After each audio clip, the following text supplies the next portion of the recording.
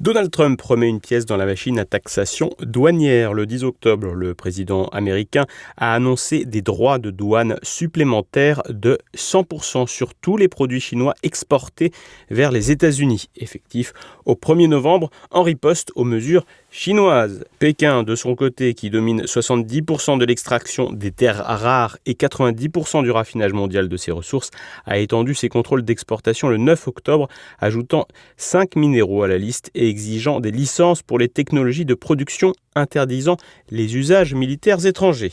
Ces mesures de Pékin s'expliquent, elles, par une riposte à une première salve de droits de douane et impliquent donc une ressource qui est désormais cruciale pour les industries de pointe.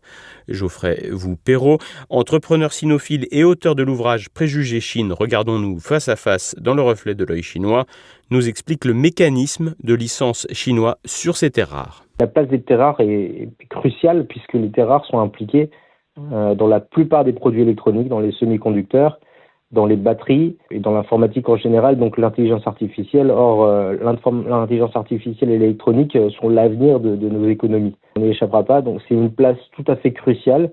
Les mesures qui sont prises chinoises actuelles, c'est assez courant, cette façon de faire à la chinoise. Ils vont plutôt pas mettre des droits de douane spécifiques ou de façon très ouverte, mais souvent, c'est des petites mesures qui viennent gratter un petit peu, qui viennent embêter, gêner, chatouiller les exportateurs potentiels ou les étrangers. Donc dans le cas précis, par exemple, pour les terres rares, dans le détail, ils demandent maintenant, pour obtenir les certifications, de souscrire en chinois dans un format de document couramment utilisé en Chine, mais assez rarement en Occident. Donc ça pose des problèmes pratiques au quotidien qu'on pourra régler, mais qui sont là pour venir gratter, gêner, faire perdre du temps.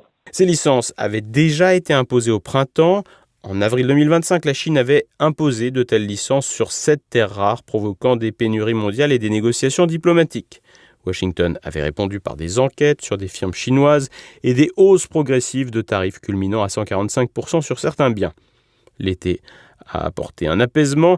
Après des pourparlers en Suisse et au Royaume-Uni, Trump a même réduit les taxes, qualifiant les relations bilatérales d'excellentes avec la Chine. Mais les frictions persistent avec l'arrêt des achats chinois de soja américain et des contrôles croisés sur des puces IA. Et pour cause, les entreprises chinoises sont directement affectées par les hausses des tarifs douaniers de Donald Trump. Malgré ce qu'on croit, la plupart des entreprises chinoises qui s'étendent à l'étranger n'ont pas de soutien du gouvernement chinois et sont des entreprises et des initiatives tout à fait privées.